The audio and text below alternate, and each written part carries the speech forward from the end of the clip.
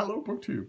A while ago, Matthew at Mayberry Book Club did a video that could have been risky because he was calling out another booktuber by name. He pulled some books off his shelf at his tiny house with his huge cats and wondered if I'd read them. Has Steve read these books? He just asked that as a question, but a whole bunch of people wanted to know that same thing. Wanted not only to know if I'd read some of the books that are on the byways of their collection, but what I thought about them. And so there were a whole bunch of videos along those lines, and it ran its course. It was a lot of fun. I got a lot of good recommendations out of it. I think a lot of other people got what they wanted, which is to hear me go on about the books in their collections. And then it faded away until Daniel at Guilty Feet revived Has Steve Read It for Season 2. Now, Season 2 of Has Steve Read It also shows signs of fading away. That's fine by me. I am an egomaniac, but I am not a complete egomaniac. There are tiny fractions left that are. I'm perfectly happy for it to be organic, and it has been a ton of fun. And we still do have some contestants. And we have a wide open field. Every book you name, you can pick 8 books. They have to be in English or an English language translation. They should be in your library, whether you've read them or not. They shouldn't be that you hunting down something on Goodreads that's really obscure just to stump me. In other words, it should be in that little gray area where there's a chance I've read it, but you don't know. You're not 100% sure, which is why you have seen so few members of the OGBG throw their hat in the ring, because the more we get to know each other, the less of a game it is. For instance, as you can tell from the background, I am at the 190-year-old house of Mark Richardson of Richardson Reads. And he commented on a video that we did yesterday. It would be child's play for him not only to pick 8 books that are so obscure he knows I haven't read them, but also to walk that line. He doesn't have to pick obscure books. He knows enough about my reading to know, even with the mainstream stuff, what he's never heard me talk about. So what would be the fun? But the rest of you have never had the privilege of having me as a house guest. Never mind that. It was a septic tank backing up. So a whole bunch of people have thrown their hats in the ring to see what they can do. And you know I love you all. But you have 8 possible beans. You get 1 bean for every book you name that I haven't read that actually isn't Dirty Pool. You've all been really good about not picking books that are Dirty Pool, even the few disreputable can-lit entrants. but nevertheless, out of 8 possible beans, the high score has been 4. That's, well, I don't have a back of an envelope, but that's almost 50%. And that means there's lots of bean territory to go. We have a handful of people at, I think we have 3 contestants at 4 beans. Then there are a bunch at 3, there are a bunch at 2, and then there are a bunch of reprobates, a basket of deplorables, if you will, who meet every other Thursday at the Squealing Pig to drown their sorrows because they have only 1 bean. But we have nobody who has 8 beans, and we also have nobody who has 0 beans. So there's room for movement at either end of the spectrum. So the few people that we have left to do, there's still an element of tension. So we're doing James Holder today. I'll leave a link to his channel, wonderful channel. He decided to enter the fray. And we're going to see how he does. The first book that he picks is Fox Volant and the Snowy Mountain by Jin Yong. This is a perfect example of what I'm talking about, where you're walking the line. James Holder, he comments on a lot of your channels. If you have a BookTube channel, he's commented on mine for years. He knows a lot of what I've read. And he knows that Jin Yong had a series of fantasy novels done in new translations into English with beautiful covers. And he knows that I have those. This was not one of those, and I haven't read it. He starts out with a bean right out of the gate.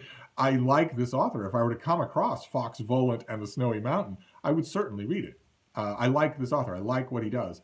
And I like how he's translated. Maybe he's easy to translate. I don't know. But one way or another, this is a no. James Holder's off to a good start.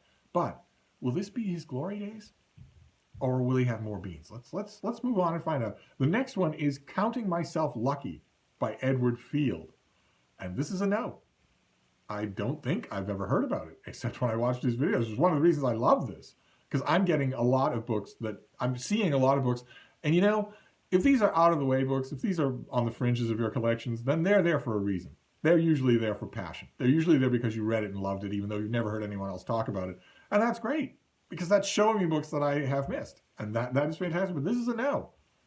So young James Holder has 2 beans. He now knows that he's not going to have to put on a trench coat and a fake mustache in order to go to the squealy pig. He now knows that he's been spared that fate.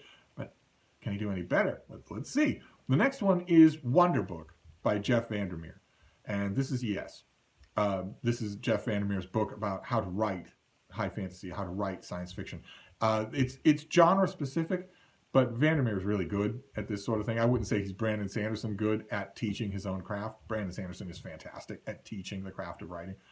But Vandermeer is still really good. Wonderbook is well worth your time. In fact, not only is it worth your time if you write, but I would say that if you write fantasy, it's necessary. You should just find a copy of it because it's going to give you a lot to think about.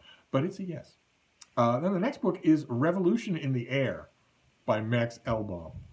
I'm not quite sure what drew James Holder to this book, but this is about it's about a period of disruption that I have read a lot about. I've read a lot of the main characters, and this is also a yes. I've read this book. James Holder took a daring approach here. A lot of his books date from the time after I got back into book reviewing, when publishers started sending me books in the mail as God intended. And you know that was a lot of books. That over the years, that's been a lot of books, and that this falls prey to that. This is a yes. The next one, the next one is also a yes, but it's a little bit on the problematic side, to use the 21st century term. This is Insurgent Empire by Priyamvada Gopal, and it's about the overthrow of colonialism. It's about the rot, the corrosion of colonialism, and in that sense, it's a virtuous subject. But the book itself, far too often. Maybe it was just my reading. Maybe if James and I were to talk about this, he would teach me something. But my reading is that the author was far too willing to say not that colonialism was an outgrowth of land greed or money greed, but far more likely to imply that it was an outgrowth of the fact that everyone with white skin is evil.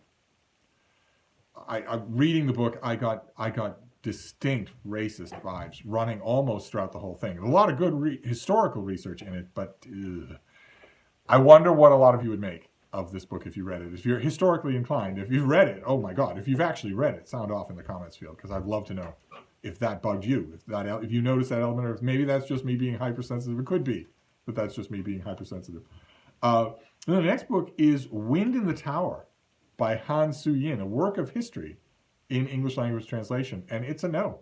Sounds fascinating. I'm sure that I've seen it in used bookstores and just not thought one way or another about it, but it's a no. I will get it the next time I see it, especially now that I know that it has James Holder's stamp of approval. But it is a no, and that means, if you're keeping track at home, that James Holder now has 3 beans. That is a very good score. There is still territory to conquer, and he still has a chance to do it. So the next one is The History of Bhutan by Karma Phuntsho. And as you can tell from the fact that I'm groping my way through all of that, I have not read this book.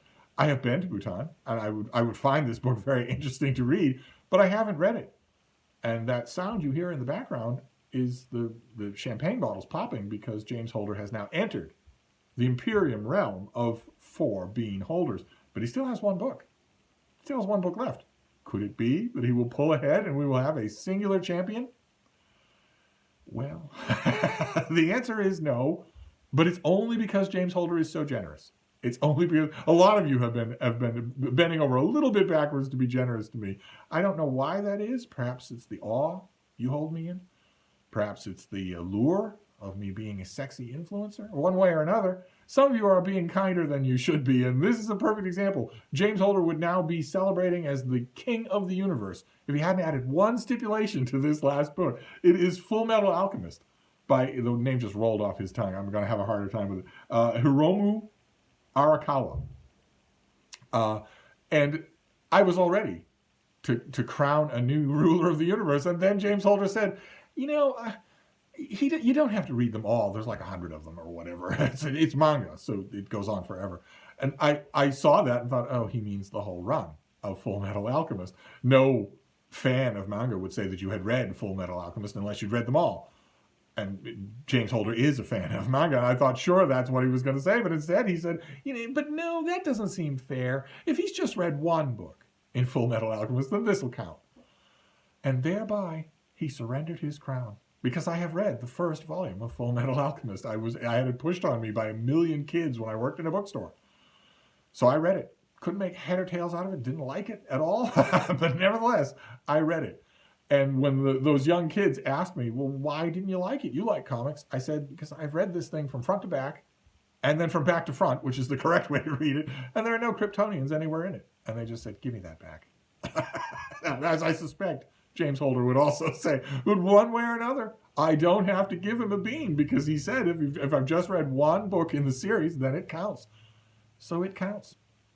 So those of you who are keeping track at home, James Holder's tally is 4 beans. Not bad, at least according to season 2 of Has Steve Read It. He does join the exalted company of people with the highest score.